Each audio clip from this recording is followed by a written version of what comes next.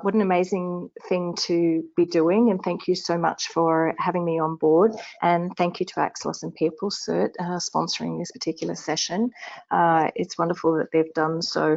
And following on from what a lot of people have talked about today too, the people component, it is definitely something that our organisations can never move away from. Our organisations are made up of a sea of souls, most definitely, and that's what makes everything move. And what we want to look at here today is how value, we talk a lot about value stream mapping and the journeys that people take.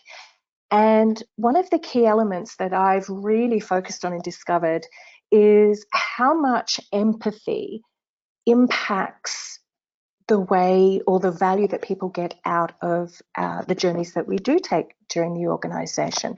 I love how Farah was talking about, you know, in terms of being future ready, needing that transformation mindset is very much about thinking closely about the impacts as people that we have in those interactions, and then how we're supported by the processes and the technology to do that. In regards to my own journey, I thought, you know, the easiest way to understand a bit about me and my background is definitely look at LinkedIn.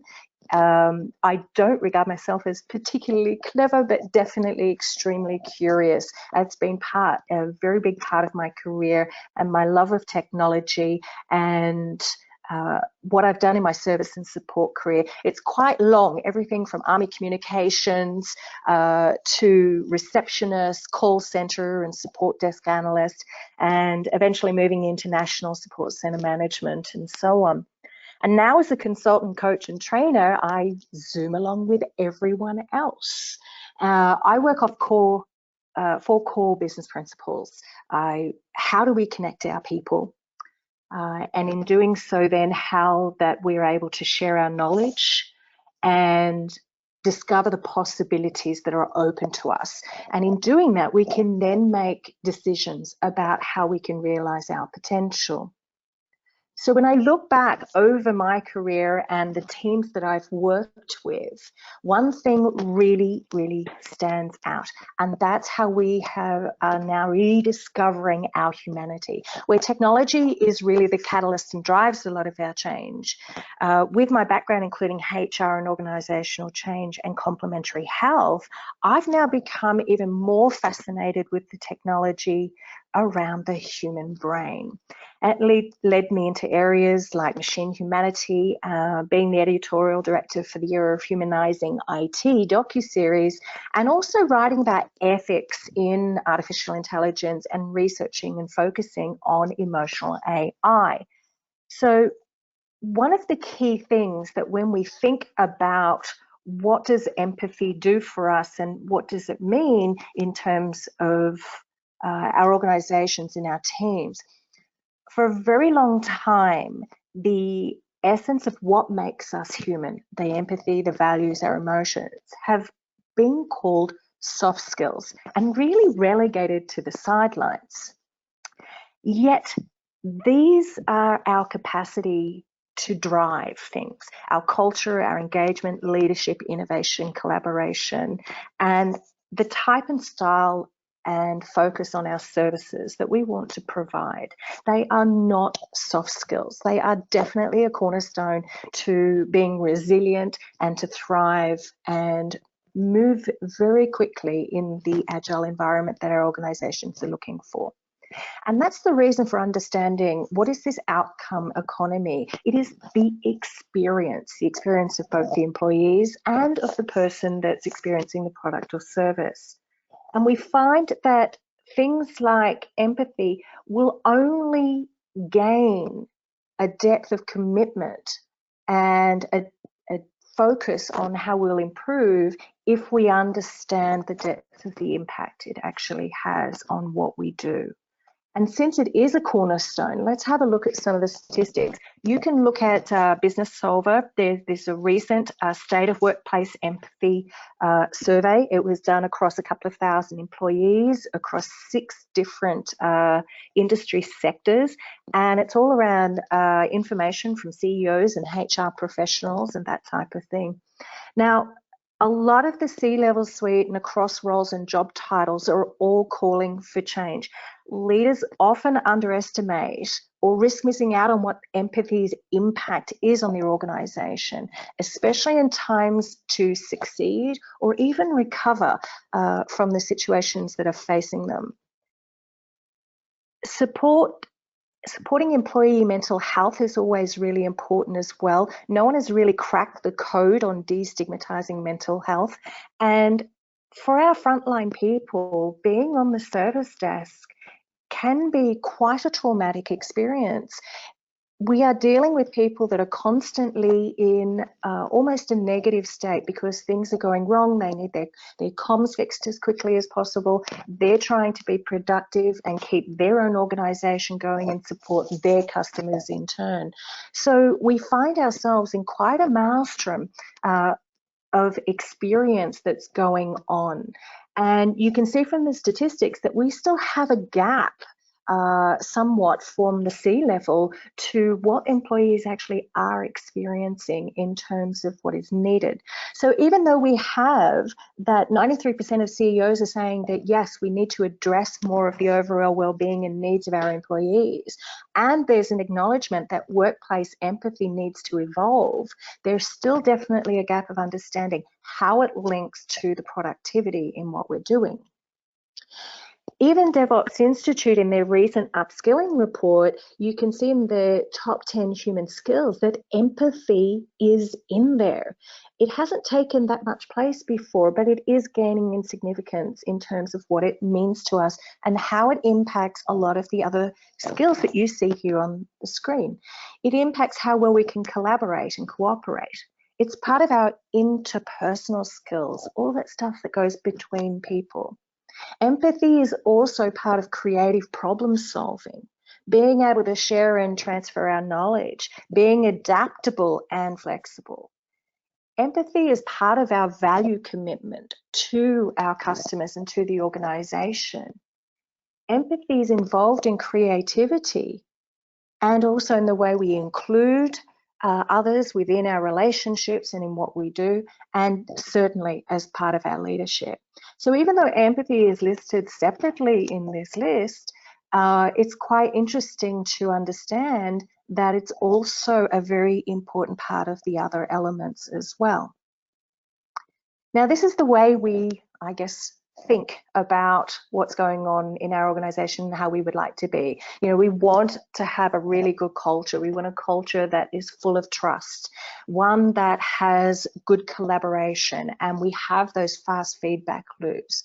But when I see a model like this and it looks so simple, there's so much underneath it. I call this often wishful thinking, when really the reality of the experience is this: that never in the history of calm down has anyone calmed down by being told to calm down. The reality that when we go into work, that we start off in a high energy level, and during the day we will go in and out of our energy levels and positive and negative feelings. This could be a typical day for any one of us as we move through. And this is what we need to recognize, that as our emotions move and flow, so must our understanding and use of empathy. I think the point is quite clear here in looking at the necessity that we need to feel that we've been seen, heard, understood, and accepted. We need to allow ourselves to feel vulnerable, be mindful and understanding of each other's commonalities, and that will give us that safe workspace that we're really looking for. So let's have a look at what empathy truly is about. Empathy comes from a German word, actually, Einfühlung, meaning feeling in, and that was coined back in 1858 by German philosopher Rudolf Lotz. But it goes earlier than that. It goes from the Greek empathia, meaning passion or state of emotion, but it also then assimilated from the forms of on, meaning in, and pathos, meaning feeling. So empath, in, feeling. That's what empathy is truly about. And there are different types of empathy. Empathy is a choice. It means I need to connect to something in myself that knows that same feeling that you're having, even if it comes from a different experience. A lot of people don't realize there are different types of empathy. So obviously, cognitive empathy is something that good salespeople are great at. They've got a thought, they've got the understanding and the intellect to figure out what it means for the other person to be going through that experience. So it's a perspective-taking experience. The emotional side, this is one where we also understand that personal distress. We might often feel it as a physical sensation. We're really mirroring what's happening, and we need to be careful at this particular point that what they're actually feeling doesn't become contagious. We can fall too deeply into that emotional style of empathy. But what we're really looking to be is compassionate. In exercising compassionate empathy, this is where we're looking for that right balance between logic and emotion. We can feel someone else's pain, but almost as if it's happening to us. But it's also about being able to express the appropriate amount of sympathy there as well. It's at the same time we can remain in control of our own emotions and apply reason to the situation. This is where skills like emotional intelligence and all the different facets of communication, such as active listening, are really critical to practice and work with in being able to practice good use of empathy. It means we can make better decisions and provide the appropriate support to the person having that experience. And just so you understand the difference between, there's pity, sympathy, empathy, and compassion, it's really about our level of engagement in that relationship and in the context that we're experiencing with that person. Now, there's been a lot of work around what we call flow science. Now, in flow science, and you can look at the Flow Genome Project to look more deeply at it, but it's really about understanding where we focus our energy, because energy flows where our attention goes.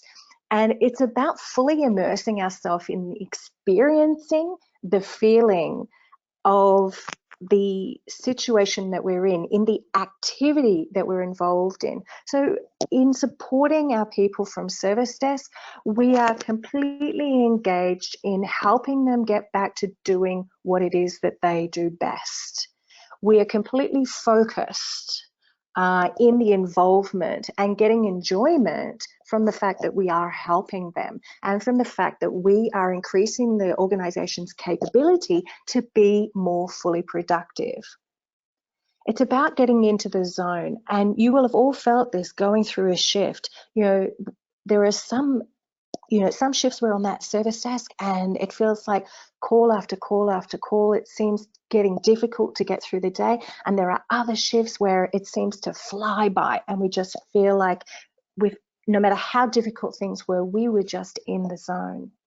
And if you look at the latest report from Happy Signals, you'll look at some of the experience metrics for IT, that balance between our happiness and our productivity levels and the impact that that has.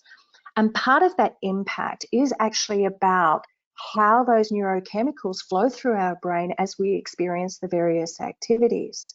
And where we really want to get to is dissolving that stress and pain. We want to boost our cognitive level. We want to solve problems in creative ways. And at the end of it, we want to have engendered that feeling of trust with our customer. We want to have that overall feeling that we've achieved, that afterglow effect. So let's have a little look, I guess, at a possible or a potential style of conversation, just thinking of it from a principles and values based. Now, for those of you who have done your ITIL 4, you will recognize these as the guiding principles.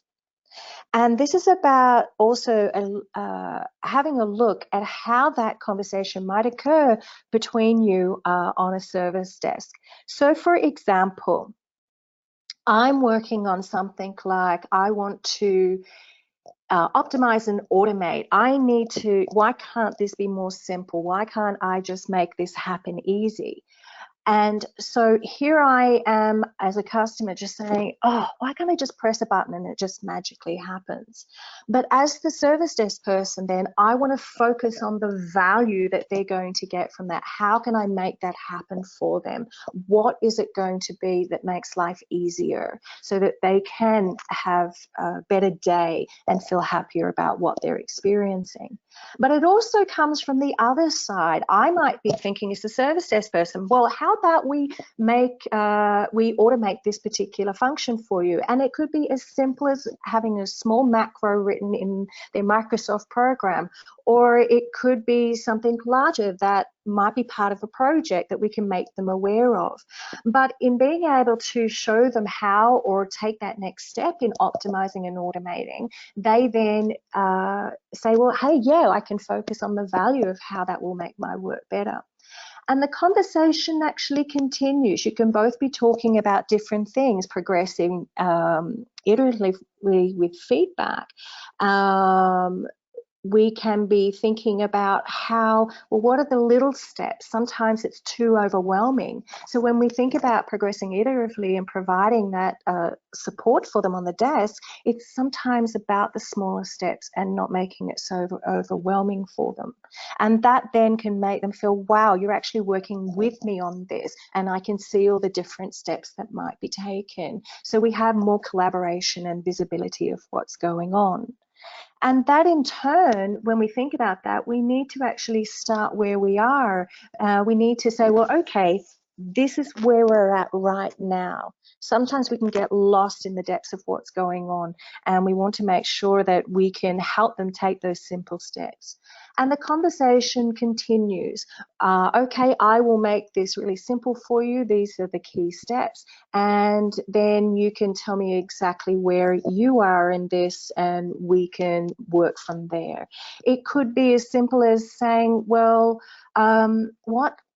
what is the practice? I'm not sure how to do this. So maybe we have to give them advice and guidance in understanding, do they need training on this? Is it something that will be quick and easy, or do they have to go more in depth in the learning and the knowledge? What is that knowledge we can share with them in order to make it take that next step for them?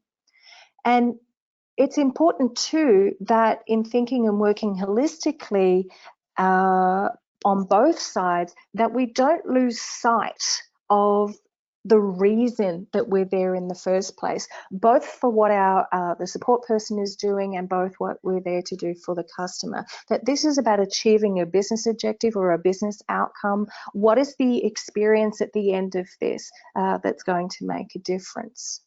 Now, one of the tools that we can then use in understanding these conversations or working better with them, and these are just a few small examples, very simply provided, but we can use things like an empathy map canvas. The better you get at using something like an empathy map will make it much clearer to you in how you can improve your communication with your customers, improve your communication between your colleagues and other areas of the organization that you work with, the other teams.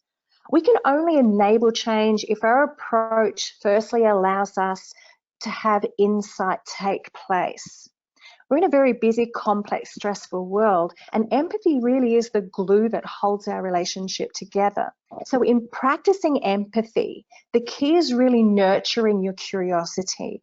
It means asking questions and engaging deeply in your communication skills, as I mentioned before, especially active listening. So one way of working is not going to cut it. We're not going to create a culture of empathy and face the challenges and internal barriers until we work more deeply in this state. So we don't want a culture where everything is just silver lining and positive. We want to make sure that we're tapping into the emotional truth of what's happening and discover what are the strategies we can have for emotional agility. Now, emotional agility is that our ability to have that full range of emotions and experiences, including the more difficult ones, and choosing to act in ways that are really concordant with our values. We don't want to be walking on eggshells with people, but we also want to make sure that there are no parts of the relationship that are a no-go discussion area.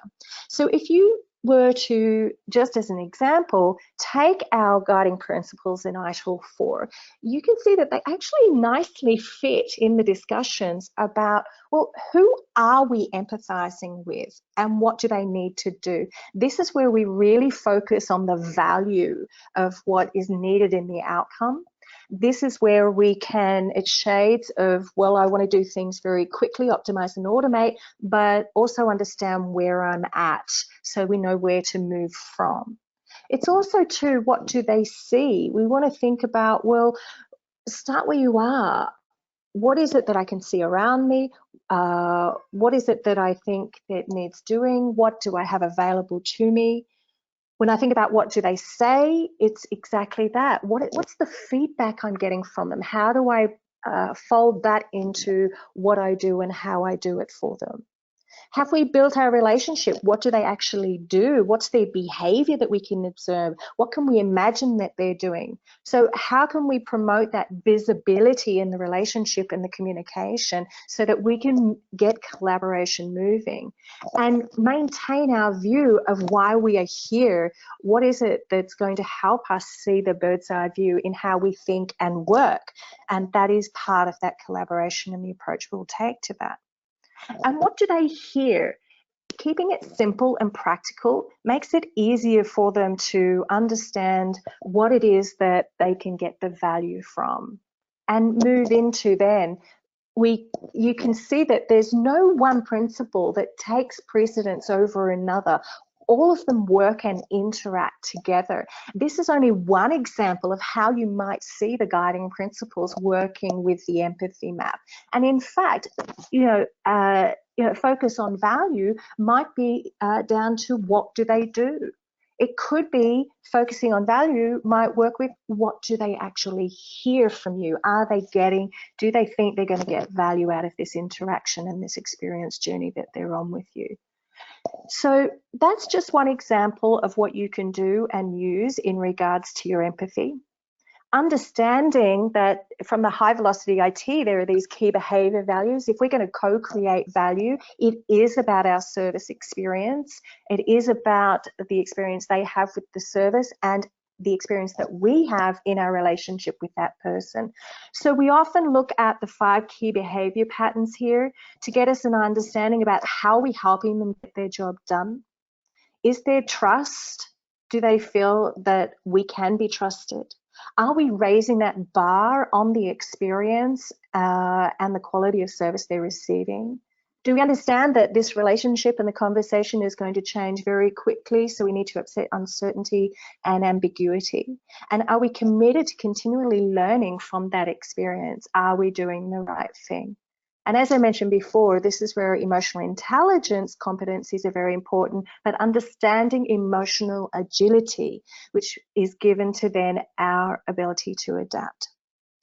So tap into what are the dynamics going on. It is a complex system. We're all people.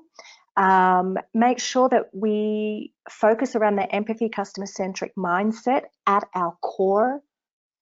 That look at the direction that we're taking because that drives the outcome. Make sure that we're headed in the right place. Be mindful of the fact that this is still a very human experience that we are having with the technology and products and services, but it's the very much the human experience we have as people with each other. Be accountable for the right things, the efforts we take, the failures that we may have, the stepping stones in the journey that we're on. And don't be afraid of the collisions. This is where the chaos can throw up some really interesting facets and explore the stuff that's going on with people and discovering other skills and solutions and things that our paths might cross, the nexus we have, what are the paths that cross with the other teams within the organisation that we can then start our other relationships on.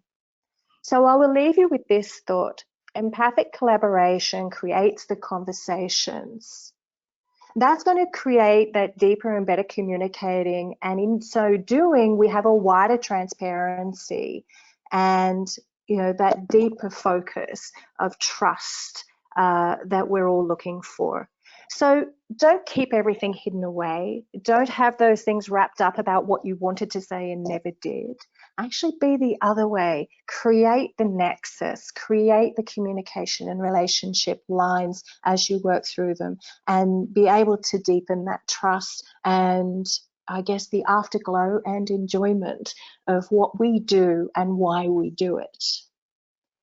You can find out more about ITIL 4 through these links. You can have a look at those later if you haven't been down that track already.